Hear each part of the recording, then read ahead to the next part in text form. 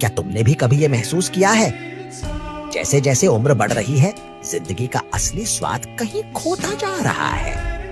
पहले नया साल, त्योहार, बर्थडे एक खुशी का समुंदर लेकर आते थे। अब सब कुछ बस एक और दिन लगने लगा है। वो पहले जैसी मासूमियत, वो हर छोटी चीज में खुश हो जाना, सब कुछ जैसे कहीं पीछे छूट गया है। अब वही लोग, वही जगहें हमारे आसपास हैं, लेकिन वो एहसास अब नहीं बचा। ना किसी चीज में दिल लगता है, ना किसी पल में वो चमक महसूस होती है।